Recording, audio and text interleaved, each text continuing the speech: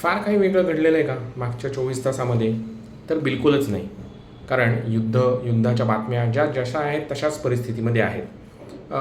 ट्रम्पचं काहीतरी नेतन्याहूविरुद्ध बोलणं, नेतन्याहूने अचानक लेबनॉनवरती हल्ला करायची धमकी देणं वगैरे वगैरे ते चालूच आहे. म्हणजे मागच्या पानावरून पुढच्या पानावरती बातम्या या चालूच येत आहेत. माझं स्पष्ट मत आहे की हे युद्ध चालू झालं ते ऑनली बिकॉज ऑफ बघा, हे युद्ध चालू झालं ऑनली बिकॉज ऑफ मॉइस्ट. आणि ही जी टर्म जी आहे मॉइस्ट याचा अर्थ make only Israel strongest today and tomorrow. Moist म्हणजे make only Israel strongest today and tomorrow, MOISTT. या कारणासाठी हे युद्ध चालू झालं. आता अचानक कुठेतरी त्याच्यात अमेरिकेने उडी घेतली आणि त्याच्यानंतर जे काय आत्तापर्यंत आपण सगळं बघतोय 3-4 महिने असो, त्याच्यामुळे जगाचं अर्थकारण सगळं चमत्कारिकरित्या बिघडलेलं आहे. काय होणार आहे काय नाही हे फक्त त्या व्यक्तीच्याच हातात अवलंबून आहे. ते म्हणतील त्या पद्धतीने तेव्हा ते युद्ध बंद होईल. Otherwise it will be a प्रोलॉंग्ड battle. Okay, आपला मुद्दा तो नाहीच आहे. ते जसं होईल त्याप्रमाणे आपण वाट बघूया, त्या पद्धतीने आपला पोर्टफोलिओ बांधूया, त्या पद्धतीने आपण आपला लॉंग टर्म इन्व्हेस्टमेंट्स प्लॅन करूया.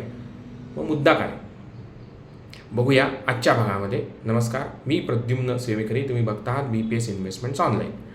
मंडळींनो, काही दिवसापूर्वी भारतातल्या एका अतिमोठ्या गुंतवणूकदार ब्रोकरनी एक विधान केलेलं होतं की भारतामध्ये जो काही स्टॉक मार्केट रिलेटेड म्हणजे LTCG, STCG on related to आपण इक्विटी म्हणूया, तर त्या याच्यामध्ये कुठेतरी कपात करणं गरजेचं आहे.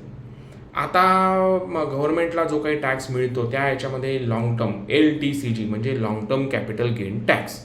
Long term capital gain tax म्हणजे आपण 1 वर्षाच्या पुढे जे काही खरेदी विक्री करतो तर त्या अनुषंगाने केलेला. शॉर्ट टर्म म्हणजे 365 दिवसांच्या अलीकडचा जो काही खरेदी विक्रीचा व्यवहार जो होतो त्या याच्यावरती जो टॅक्स लागू होतो तर तो STCG short term capital gain tax या अनुषंगाने होतो.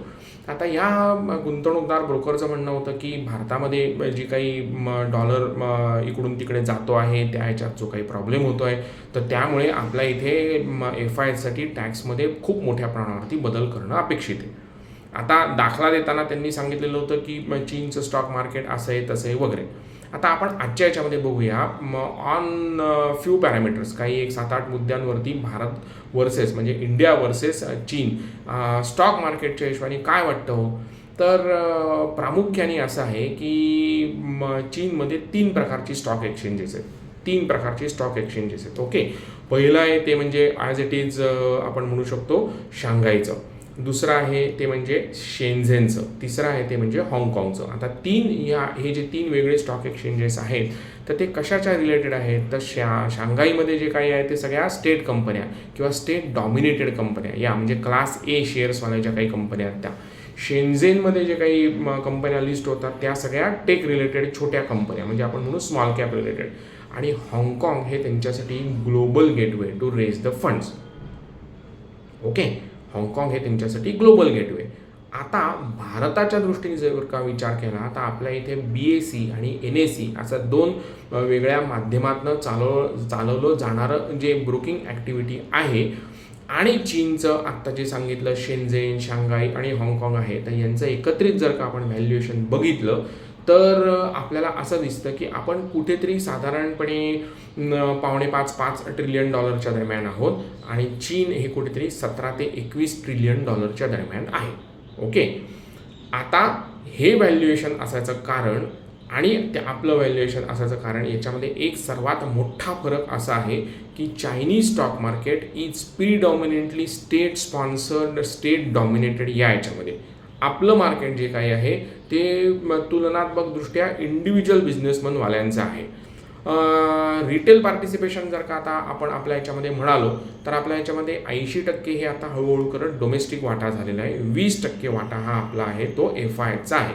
याच्या उलट जर का चीनी मार्केटमध्ये बघितलं तर चायनीज मार्केट म्हणतं की 95% मार्केट हे त्यांचं लोकल डॉमिनेटेड आहे. रिटेल किंवा लोकल डॉमिनेटेड मार्केट आहे आणि 5% मार्केट फक्त त्यांचं हे FI ड्रिव्हन आहे. ओके, आता टॅक्सेशनच्या हिशोबाने जर का आपण विचार केला तर आपल्याकडे काय आहे तर आपल्याकडे रेसिडेंट लोकांना जो short term capital gain tax आहे तर तो 15% आहे. Short term capital gain tax हा 15% आपल्याला आणि FPIजवाल्यांना आहे. Long term capital gain tax जो काही आहे तर तो 10% आणि वरती आहे. तो 1.25 लाखाच्यापर्यंत तर आपल्याला तो ग्रँडफादरिंगच्या हिशोबाने माफ होतो, त्याच्यावरती जो काही येतो. आता चीनमध्ये मंडळींनो 20% जो काही आहे तो टॅक्स हा डोमेस्टिकवाल्यांना आहे. 10% विथहोल्डिंग टॅक्स आहे तर तो सगळ्या फॉरेन कंपन्यांना आहे. ओके, हा कुठला झाला? हा STCGचा. LTCGच्या ह्याच्यामध्ये जो टॅक्स आहे तो डोमेस्टिकवाल्यांना 0% आहे. डोमेस्टिकवाल्यांना 0% आहे आणि फॉरेन कंपनी किंवा फॉरेन इन्व्हेस्टर जे काही आहेत त्यांना 10% आहे. ओके, टॅक्सच्या हिशोबाने जर का आपण विचार केला तर किती पद्धतीमध्ये म्हणजे रादर किती अमाऊंटमध्ये टॅक्स कलेक्शन झालेला असेल as far as only stock market is concern, तर आपल्या इथे असं म्हटलं जातं, आपल्या इथे म्हणजे as far as Indian market is concern, आपल्या इथे असं म्हटलं जातं की tax collection is around from stock market is कुठेतरी 7.5-7 बिलियन डॉलर्सच्या याच्यावरती. चायनाची फिगर ही अनएस्टिमेटेड आहे, म्हणजे अनएस्टिमेटेड किंवा अनऑथराइज्ड अशी फिगर आहे, कारण त्या ज्या काही फिगर्स येतात तर त्या खरंच खऱ्या आहेत का नाही याच्यावरती काही स्टॅटिस्टिकल प्रूफ आपण आत्ता इथे देऊ शकत नाही. त्यामुळे चीनची फिगर आपण बाजूला ठेवूया. पण आपण जर का FI विड्रॉलच्या अनुषंगाने जर का बोललो तर भारत आणि चीन या दोघांचंही FI विड्रॉल साधारणपणे सारखंच आहे. आता एक फरक असा लक्षात घ्या की आपलं फायनान्शियल इयर 1 एप्रिल ते 31 मार्च असतं. चीनमध्ये calendar year is equal to the financial year. Okay, मग आपल्या फायनान्शियल इयरमध्ये जो काही विड्रॉल झालेला आहे फायनान्शियल इयरपेक्षा 1 जानेवारी ते टिल डेटपर्यंत जे काही विड्रॉल झालेलं आहे तर ते अंदाजे 30 अब्ज डॉलर्सचं झालेलं आहे, म्हणजे 2.54 लाख कोटीचं. आता चीनमध्ये जे काही विड्रॉल झालेलं आहे तर ते मी जानेवारी 25 ते डिसेंबर 25 पर्यंतचा जर का आपण विचार केला तर तो साधारणपणे 34 बिलियन डॉलरच्या दरम्यान जातो. ओके, पण आपली आणि त्यांची USP जर का विचार केला ना मंडळींनो तर सर्वात मोठी USP भारताची अशी दिसते की आपलं स्टॉक मार्केट हे प्रिडॉमिनंटली आपल्या लोकांच्या हातामध्ये, त्याच्याचबरोबर आपल्या इथल्या कंपनी प्रमोटर्सच्या माध्यमातून चालवलं जाणारं. त्याच्याऐवजी जर का चीनचं बघितलं तर चीनचं stock market is predominantly or substantially it is state funded, state sponsored, state activated आहे. एखादाच जॅक कुठेतरी वेगळं काहीतरी ग्रँडमाच्या भूमिकेत जाऊन गव्हर्नमेंटच्या विरोधात जायचा प्रयत्न करतो, तेव्हा त्या जॅकचं असं होतं की Jack along with Jill went up to the hill to fetch something else apart from water. आपलं काही वाईट चाललं आहे का? मला वाटत नाही. आता FIच्या हिशोबाने विचार केला तर they look for security of money. आपल्यापैकी आपण जरी उद्या FI झालो तरी आपण पण याच पद्धतीने काम करणार आहोत. मग आपलं मार्केट चांगलं, आपली USP चांगली देण्यासाठी आपल्याला we need to be bigger and bigger into the supply chain, जे चीनमध्ये आहे. चीनचं स्टॉक मार्केटमधल्या ज्या काही कंपन्या आहेत these are dominated by supply chain. आपलं आहे ते predominantly financial services or services या कॅटेगरीवरती आहे. अंटिल अँड अनलेस जोपर्यंत आपण सप्लाय चेनमध्ये जगामध्ये मोठ्या प्रमाणावरती पुढे येत नाही तोपर्यंत आपल्याला या स्थितीतून जायचं आहे. पोर्टफोलिओसुद्धा असाच बनवायला पाहिजे.